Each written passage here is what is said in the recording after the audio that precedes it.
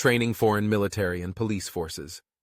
As the global war on terror expanded and U.S. influence reached deep into regions plagued by instability, the mission of training Allied forces became critical. But rather than rely solely on American troops or government trainers, the U.S. turned increasingly to the private sector, specifically to Blackwater. With its reputation for elite operatives and uncompromising tactics, Blackwater quietly became a global force multiplier, tasked with transforming ragtag local units into disciplined fighting forces under the radar of international scrutiny.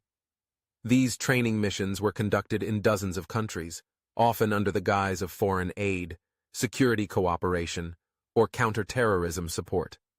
From Africa to Eastern Europe, Southeast Asia to the Middle East, Blackwater contractors were deployed not as soldiers, but as instructors, mentors, and architects of new military capabilities. In Jordan, Blackwater established a sprawling training facility where thousands of Iraqi police and military personnel cycled through intensive programs. These were not basic boot camps.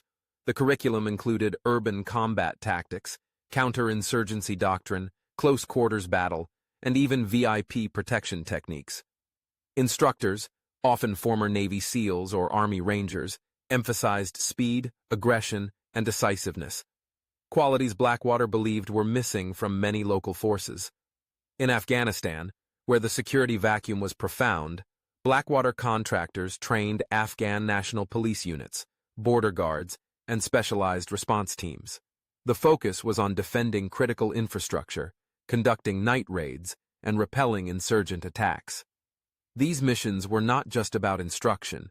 They often included real-time field mentorship during live operations, blending classroom tactics with battlefield application. Elsewhere, in countries like Colombia and the Philippines, Blackwater training supported U.S. efforts to combat narco-terrorism and Islamic insurgencies. Police officers and military units learned advanced surveillance techniques, IED detection, sniper operations, and air-mobile insertion strategies. Some reports suggest that Blackwater instructors also worked with special units in Eastern European nations preparing for NATO integration, helping them adopt Western-style special operations capabilities. The appeal of Blackwater training was clear. Governments could build elite units without lengthy diplomatic negotiations or overt military presence. Training was fast, customizable, and often kept out of the public eye. Blackwater operated with minimal bureaucracy and maximum flexibility, giving client nations tools that might otherwise be denied through formal channels. But the mission was not without controversy.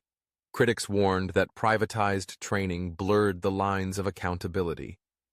Who vetted the trainees? What safeguards ensured that trained forces wouldn't later engage in human rights abuses or become tools of oppressive regimes? In some countries, Blackwater-trained units were later accused of crackdowns on civilian populations and political dissent. Moreover, secrecy surrounded many of these contracts.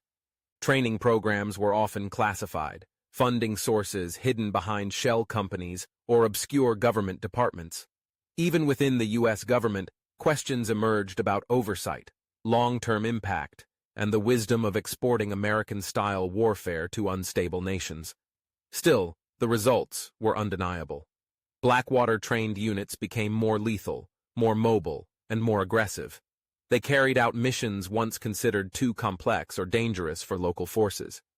They fought back insurgencies, defended embassies, and in some cases, took the lead in joint operations with U.S. allies.